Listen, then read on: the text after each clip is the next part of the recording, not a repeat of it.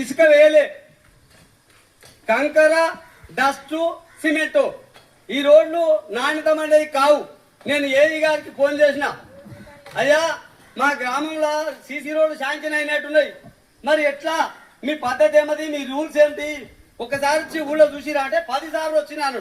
10 సార్లు వచ్చి మరి ఏం చేసినావు నువ్వు అంటే, నేను వచ్చినా నన్ను ఎవరిని కారోబార్ని బెదిరించండి, కారోబార్ని బెదిరించేదాము నీకెందుక, పని ఆపి చేసి నువ్వు అది తీసుకొచ్చినాక పని చేయండి అని అడగా, నువ్వు కారోబార్ని ఎందుకు బెదిరిస్తావు అని అడిగినా నేను. అంటే సరే నేను వస్తాను, ఇప్పుడు చేసిన ఏమైనా వస్తున్నావా, మరి అందరు అధికారులు ఉండాలి కదా అంటే నేను దవాఖానకు వస్తున్నానే అంటున్నాను. అది ఏదో నీవు వచ్చి చూసి అది చేయాలంటే ఆ ఎంక్వైరీకి అప్పుడు కూడా నేను వస్తేనే మీరు ఉండాలి అంటున్నాను. దయచేసి అవి ఉండాలి. తర్వాత గ్రామ పంచాయతీల బడ్జెట్ ఎన్నిసార్లు రిలీజ్ అయింది, ఎంత వచ్చింది, ఎంత ఉన్నది, ఎంత ఖర్చు అయింది, మాకు వెంటనే చెప్పాలి, మేము అది కూడా తెలుసుకుంటాం. ఇక నుంచి ఏ సమస్య ఉన్న గ్రామంలో ప్రజా దర్బార్లోనే మాట్లాడతాం, ప్రజల సమస్యలనే మాట్లాడతాం, ప్రజల సమస్యలు ప్రజల ముందే మాట్లాడతాం.